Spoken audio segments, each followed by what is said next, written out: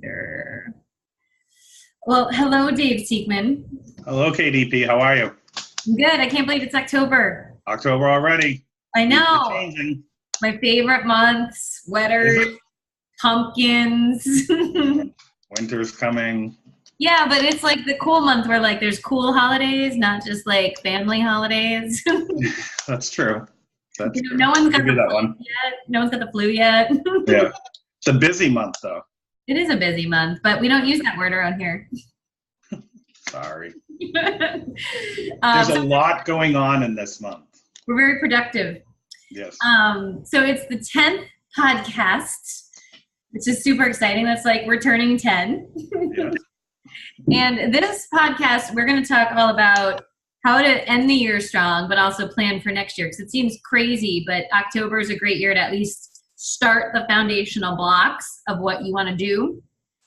So I think that, that's an awesome topic for October. But tell us a little bit, where are you going to be this October? What do you got going on? Where are you moving and shaking to?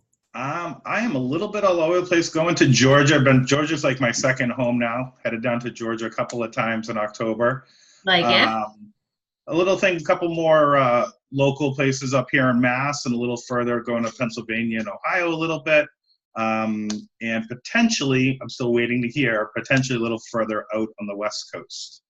I did go to the Insurance Nerds Convention back in the beginning of the month, so that was fun. Chicago. Chinatown.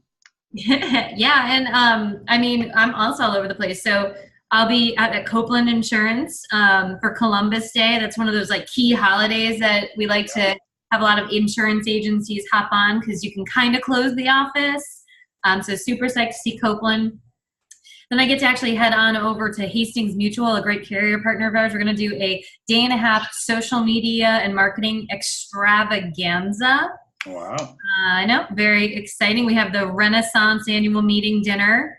I'll be speaking at NAMIC, the Alliance of Mutual Companies in Chicago. I think we'll probably be found also at the Massachusetts big event, right, Dave?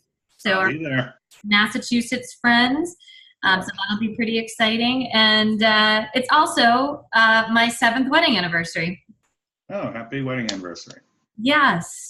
So Andrew and I took off and went to Philly and got to eat at Chef Morimoto.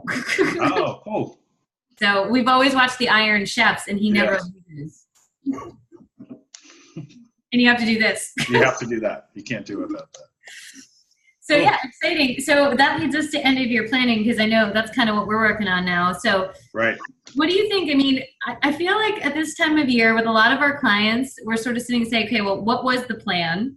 Because the plan is always built under perfection, right? And then somebody goes out on maternity leave and someone quits and some carrier loses their mind and whatever's going on. And you have to kind of go back at this time, revisit that plan and figure out what you're going to punch the accelerator on to get it done this year, right?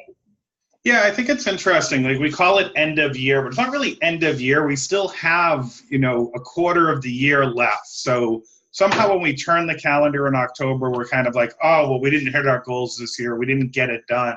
When in fact, we have time. We still have some time to do things. And, December, I know everyone always says it's crazy with the holidays, but it's a big month. It's one of the top 3 or 4 months that most people have in terms of production in the insurance agency. On the insurance agency side. So I still think that there's some significant time left.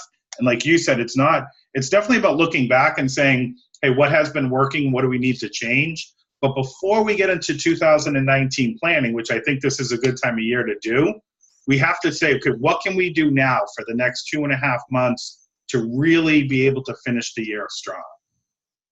Yeah, so I look at this in 2 chunks. There's the to-do list, right? Like, oh, we're going to get a new phone system. We're going to get sales training. Like, there was the things that you sort of made that commitment to that you were going to get done this year. Yeah, I think that's the first place to start.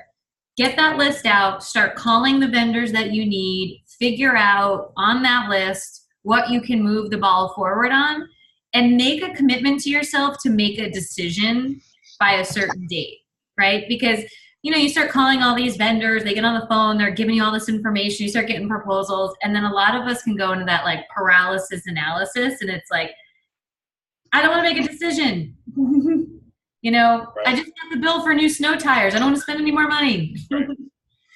And I just think that you have to commit to something. Like if you know you need a new phone system, if you know it's more efficient for your agency, like don't delay it inevitably. Plus, so many vendors at the end of the year are willing to negotiate on pricing to end their year strong.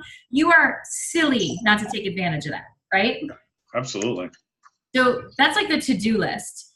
And then the second half is the goals list, right? So in our head, we figured out, I need this goal. I want to try to hit this number. And you got to figure out where you are. And Dave, I think this really kind of ties into not only ending this year strong, but focusing on next year, which is quality of the data. Right. Absolutely.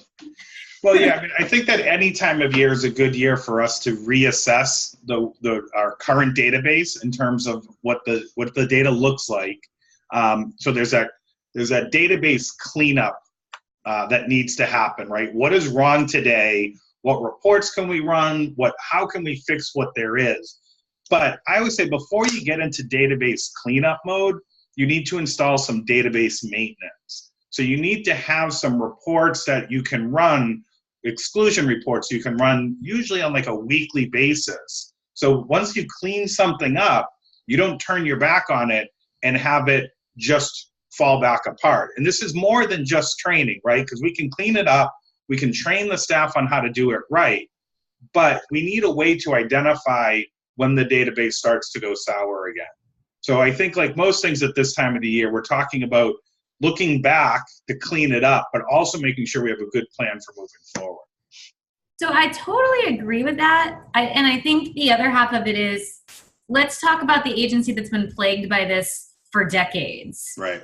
Right? So every year you try, you go set up a process, people don't follow it, everyone gets busy, the ultimate excuse for everything in the world. Yeah. And then it's like another year goes by, so then we don't set goals because we don't trust the data, and it all just becomes this vicious cycle.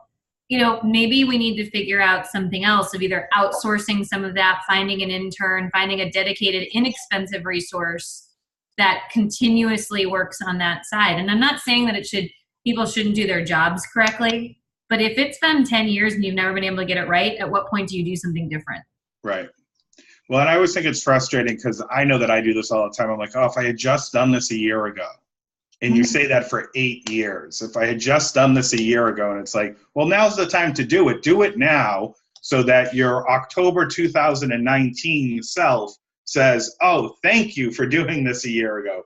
Now we're in a position because there are things you can do to clean up today and run good, strong numbers today. There are other things that you have to do today that aren't going to kick in for a little while. So it's really about getting it done today. You've got 2.5 months. Get it focused on, get it cleaned up, get your process done, and get your maintenance in place so that when 1/1/19 hits, you can say, this is my clean database. You can always look back to that date and say, I know I'm clean moving forward. Yeah, absolutely. And also, I mean, I also go back to the idea that you need numbers to run a business. And so if your staff doesn't care about your data, then make decisions on the numbers that they're giving you and let them pay the penalty at some point. Okay. So it's a good time of year to do all that stuff. But I also think, too, it's a good time of year to reach out to us, right? Because we also do some end-of-year specials, and if maybe training or getting a better agency culture or a new website or really tackling that agency brand is important, we release our best pricing, most competitive pricing for 2 reasons. One, every turn of the year, everything gets a little bit more expensive, right? Right, new pricing coming. New pricing coming. And so you get this year's pricing. And then second of all, we do our most aggressive discount. And you can lock that in this year and use it next year even. If now is not the time, but you know you want to do it, don't be in the same situation. Know that you have it and you can execute on it in April. You can execute on it in June if you want to. So if training, sales training, retention, just hanging out with Dave and Kelly is on your list, no better time.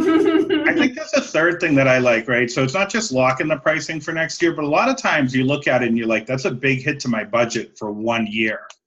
But if you start it now, and this isn't true just of our programs, although it is, it's true of a lot of things. You can start something this year, pay for 20% of it, 40% of it, 60% of it, whatever you think that you can take a hit on this year, get that money spent, but to reduce it and spread it out over 2 years, this is just an excellent time to take advantage of that. And if you wanted to pay for it all in 2019, like you said, you lock in the pricing this year, pay for it next year. If you want to get it all paid now, pay it up front, pay it in full, whatever, and then you're done for next year. You don't have any hit on next year. But you have options at this time of the year, I guess is what I'm saying. Totally. So after you get your to-do list out, you clean it up, you move. And that's the biggest thing I see is like, you have to move, you have to make decisions. Don't just swirl the drain. Then it's these team goals. And to end the year strong, you really have to start by breaking down the goals of, okay, if it's October 1st, we've got 3 months. What do we need to do every month, every week, every day? And it becomes so much more obtainable than just, we have to sell X, we're behind on our goals. What the heck? Let's get moving. It becomes bite-sized chunks that everybody can start rowing in the same direction on. Yeah, I agree.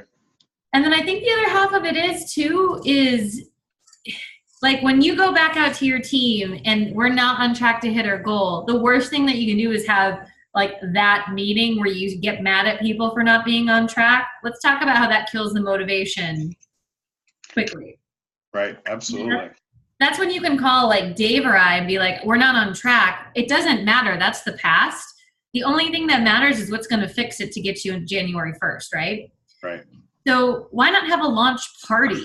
You know, like, hey, and think about, this is what we're going to do at the agency level to support you in new business, to support you in retention, whether it's training, whether it's marketing, whether it's scripting, whether it's just having a weekly meeting to hold people accountable.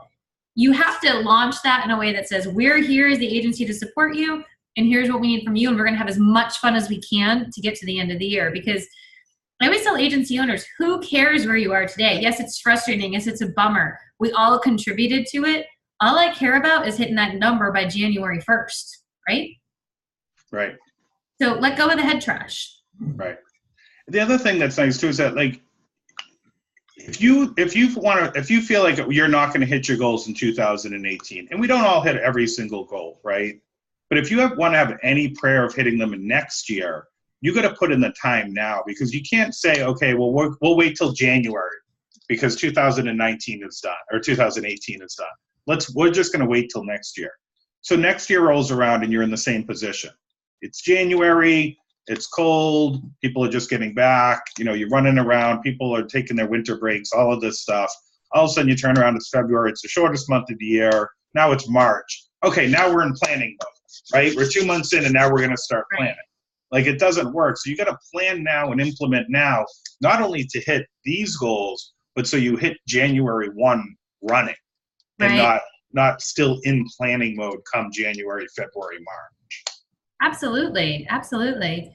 So if we can get through kind of turning this year around, now that it's October, what are some things that you think agencies should start thinking about for 2019? Well, so I think there are things that we need to do every year, right? So we should be doing our budgeting. We should have our market budget. We should have our projections in place, our goals in place for our new business, for our retention by month, not just what our retention percentage is, but what does that dollar amount look like? So that we can, I feel strongly that a good, strong budget is necessary in an agency. Line iteming. Can I verb that? Creating a line item for every single expense, and that allows you to monitor your expenses, but doing the same on the top part, on the top end, and making sure that you are, based on department, personal lines, homeowners, auto, commercial lines, breaking it down, that you're hitting each one of those numbers. So I think the budget is things like budget, things like a marketing content calendar, so that you're kind of established. I think those are the things that you should do every year. The other side, though, and this is where I think people really go sideways, is they have a list of things that they want to do. And you talked about that a little bit. So 2018 hits and you're like, here are all the things I want to do. It comes October and you haven't done any of them, because they're on this I want to do list.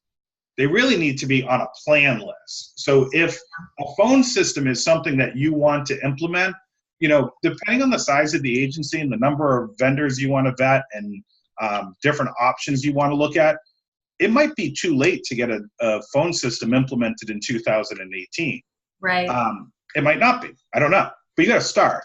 But what you need to figure out is how long is it going to take you? If it's going to take you 4 months, when do you want it done by? If you want it done by 3/1, you got to start today. If it's something you're looking to implement for July 1st, that's fine. So you're going to start it then on March 1st. Do you think it's going to take you 4 months? So, okay, that's great. But that's our time. We're not going to let April hit and May hit, or we're not going to start on March 1st and then not do anything for 3 months. We want to have a definitive plan for all of those special projects. So identify what special projects do you want to get done in 2019, how long do you think they're going to take, and then spread them out over the year based on the capacity that you think you have to execute.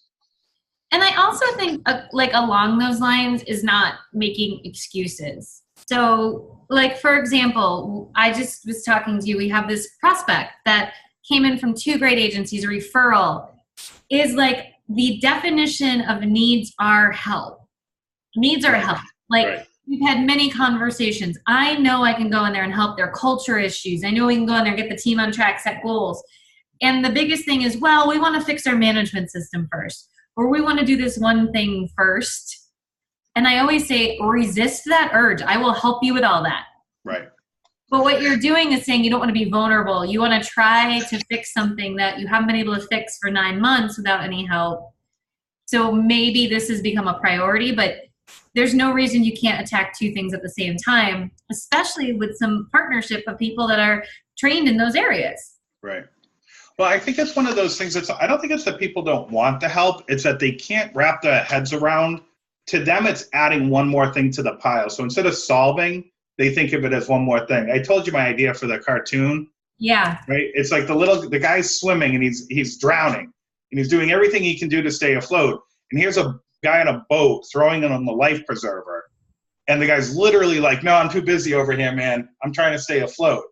And it's like, because in his head, he's like, now I have to swim and grab the life preserver. And it's like, no, just grab the life preserver. That's going to solve your other issues. And I think that's where not just agents, but I think a lot of business owners get into that. I've got so much going on, taking 2 minutes to solve the problems instead of just kind of juggle them it's a hard obstacle to get over.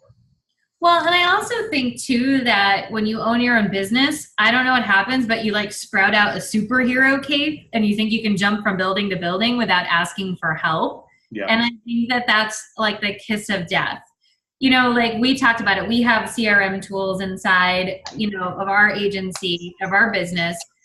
And yes, I could sit here on a Saturday and learn how to make it work amazingly for us. Or I could pay Aaron from Business Made Easy, who's a specialist in that software, to come in and help us and take it off our plate and cause a lot less brain damage. Right. So it's like we often don't look at our time as a valuable resource. And the idea is maybe I can get in my calendar in 2 weeks from now and I can play around with it and get frustrated and then try to explain it to everybody. Or for an investment, I make the whole thing a lot easier. So I feel like those things that we dread doing go last on the list, but sometimes they're the most important. And we just need to raise our hand and say, please help me, and just put trust in the process. Right. Because otherwise we get too jammed up and it's not a good look. Right. Well, that's the other nice thing about October too, is that I don't think that we often are looking out 2 and 3 months. July, we're thinking about July and August, maybe September. And I get with some renewals we might be, but not in terms of running the business. Whereas with October, it's kind of an interesting month because we do start thinking about 2019. So I think it is the time to kind of step back and say, where can I invest in my business? Where do I need help? It's a great opportunity to do that, separate from being in the middle of the year when you're kind of just trying to juggle everything. So I think it's a great opportunity to step back. Agencies that I worked at in the past, we used to do a full 2-day offsite in October where we would plan for the entire next year. And it was funny how there were things that we were like, we've been talking about this for 7 months. When are we going to put it? Let's put it on the calendar. Instead of talking about it every 2 weeks, and it doesn't necessarily have to be next week. Let's put it on the calendar. Okay, it's February 1st. That's when it is. But now we're going to do it then. I totally agree, but I think that when you're getting to the end of your planning, it's like I always force myself saying, I could do this, but do I enjoy it? Do I Right. do it well? And is there a better situation? If I use that same 4 hours towards something else, would there be a better result? Right. And I think we run into that a lot of times with the agencies who hire us to do like sales training or retention training. One, you get a better buy-in when somebody else is saying it. Two, we come with the scripts, we come with the plan, we come with the tracking, we come with the accountability. So it's like all that's off your plate. You're just there to back the program a lot of times. Right.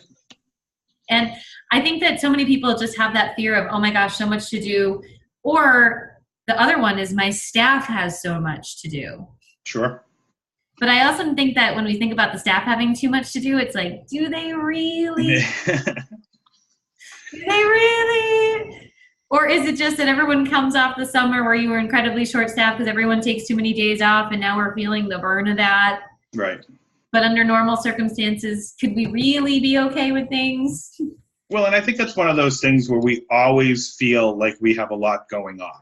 Like we could have, most weeks roller coaster in terms of call volume and other things. But for the most part, depending on how much work there is, the amount of work doesn't affect the way we feel, right? We're either calm and de-stressed people all the time, or we're always overwhelmed and overworked all the time. So trying to take those objective, I almost lost my light. I just caught it. I know you guys can't see that, but trust me. You averted a fire. Yeah, I'm a hero. Now I lost my train of thought. But you can't take those subjective feelings like I'm too busy, I'm overwhelmed, I've got too much on my plate, and allow those to dictate business decisions on what's in the best interest of the agency. Well, and I'm almost tempted right now to drop a little something that I think we're going to be ready to launch in 2019 because we might have had a few people through the beta testing. Just do it. Go for it. Should I just blow up this whole thing? So well, now you have to. One of the things we've been working on is beta testing with a few of our trusted clients is an actual personal lines efficiency audit. So really looking at what are they doing? Where is the bottleneck? Do you have enough people? Do you have the right technology? Are you streamlined? What should be able to be happening regardless of the human at the desk, right? Because and I had this conversation this morning with an agency. Well, but here's the thing. She's been with me for 15 years. I was like, I understand, but half the day she's busy with a personal matter. She's in and out of the office because she's got 7 things going on, and it's been like this for a decade. Right. So you have her at 60% capacity. And the irony is that if he gave her more stuff, she would do more stuff, right? That's what I said about the reliability factor, Yeah. And if you're leading a team and that person's just missing, or you get the dead behind the eyes look like, great, Yeah. So, we have to look at that because when we come in, it's not personal, but if it is personal for you and that's your kid's grandmother or, godmother, well, then we have to just work around it. But you can't complain about being overstaffed or understaffed. Just admit I'm going to be overstaffed because I'm not willing to take care of this issue. Right. But at least if you identify the issue and you know it, then now you can start to create a plan for, okay, well, what do I need to do in my agency to offset this decision that I've made because of this individual personal reason? Totally. So we're very excited about this efficiency audit. It'll be available in 2019. So, we don't have a ton of capacity. So I think it's going to be limited, exclusive only. We'll only be able to do a handful a year. So yeah. People want to hop on that bandwagon, we can create a little waiting list. That sounds good. So just to wrap things up here, Dave. You know what I thought you were going to talk about? What? I thought you were going to talk about year-end specials. Well, we did a little bit. We talked a little bit about how we do the most competitive. I meant our year-end special. Well, you want me to name the number? The number? Yeah. Come on, I'm in sales. These people want the number, Kel. I know, but I'm like a tease here. I just want to entice people to call us, All right, so call me and I'll give you the number. Call me, I'll tell you. I'll tell you what it is. Well, so not only do you get 2018 pricing, but you also get 10% off. And it's our most competitive because the only other discount we do is 18% off your first payment. So, you know, that is a huge thing because we often bill monthly to make sure that you can finance our services and you see that ROI. So it lowers those boundaries and those barriers, but you get this year's pricing. You get 10% off, but you have to sign by the December 31st at midnight. So Dave and I are very busy on New Year's Eve. And I'm even willing to throw in some swag. Because we're releasing our 2018 Ridiculously Amazing Agent t-shirts very soon. And let me say something, these things are sweet. Limited editions. I may only wear them. I just might go, no more suit jackets. It just might be t-shirts all day long. I can never do that. Carriers would kick me out. So, you know, I think that is huge. So we're going to get some stuff up about that, but talk to Dave, beat him up over the pricing. Yep. For sure. And, you know, we can work from there. All right. That works. All right. So wrapping it up here. Number one piece of advice for ending this year strong. David Siekman, go. Don't give up on this year. That's good. It's not over. Not over. And not over till they say it's over. Ask for help if you need it. Yes.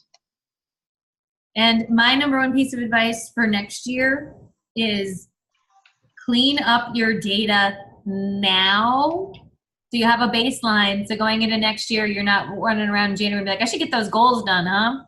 And then you try to pull a bunch of numbers and you give up and you get burned out. And then you're like, well, we're just going to wing it. Yep. Wait till next year. Wings are for chicken and for football games. Yep. They are not for businesses. It's the pre 2004 Red Sox mantra. Wait till next year. Yeah, we don't want to do that. That's and by the way, guys, no offense, but that's just not the way to run a business. When you're doing that, you are officially an insurance agent who has a business versus a business owner who happens to be an insurance agent. So you have to pick what you want to be when you grow up. All right, Dave. Well, a fabulous conversation today. I enjoyed it. look forward to talking in November to you on our podcast. Excellent. And if anybody needs anything, you know how to get us. So thanks for joining, and we'll see you next month.